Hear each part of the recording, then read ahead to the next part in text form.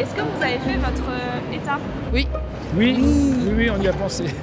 C'est-à-dire? Et aujourd'hui, il y a un nouveau visa obligatoire. Ah non, je suis pas fait. Voyager au Royaume-Uni nécessite une démarche supplémentaire. Il faut obligatoirement avoir une autorisation de voyage électronique. Pour l'obtenir, la démarche se fait en ligne et coûte 12 €, puis 19 € à partir du 9 avril. Le document valable 2 ans est obligatoire à partir de ce 2 avril. On s'est rendu Gare du Nord pour voir comment cela se passe pour ce premier jour. Comment ça s'est passé? Expliquez. Eh ben, vas-y, Je raconte. dirais, comme d'habitude, quand on doit faire quelque chose avec un appareil technologique, pour moi, pas de problème, mais c'était un petit peu Ouais, plus compliqué bon, pour moi. j'ai un peu cafouillé, mais bon.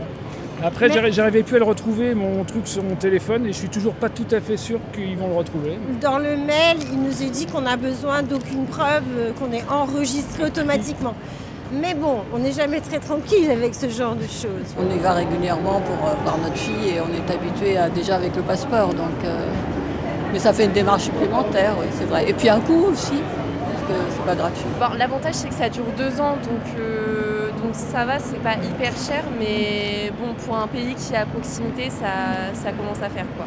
Ça va que c'est rapide et qu'il n'y a pas trop de délai d'attente et que c'est automatique, mais si c'était plus long, je pense que ça pourrait freiner les personnes à venir visiter le pays. C'est un peu dommage, mais bon, moi j'ai tellement pris l'habitude de circuler sans avoir à y penser. Bon, là c'est pour 2 ans, donc ça va. Oui, avant c'était plus facile puisqu'on a rentré comme on allait partout en Europe. Ouais. Ça nous rappelle le bon vieux temps où on devait faire des visas. Le Brexit, voilà. C'est logique. Bon. C'est un peu casse-pied, mais... Je pense que ça nous fait prendre conscience vraiment que le Brexit, c'est pas juste beaucoup de bruit pour rien. Bon, maintenant qu'on a vu les bons élèves, je sais qu'il y en a un que vous n'avez pas oublié. Ah non, je suis pas fait.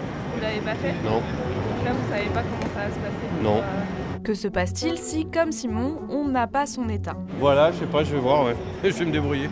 D'accord, bah bon courage. C'est bon? Ouais, merci.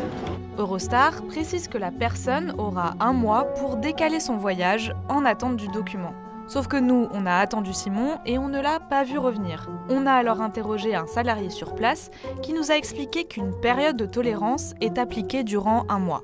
Pour ne pas prendre de risques, pensez à faire votre demande. L'autorisation peut être très rapide, mais le gouvernement britannique recommande toutefois de prévoir un délai de 3 jours ouvrés pour obtenir une réponse.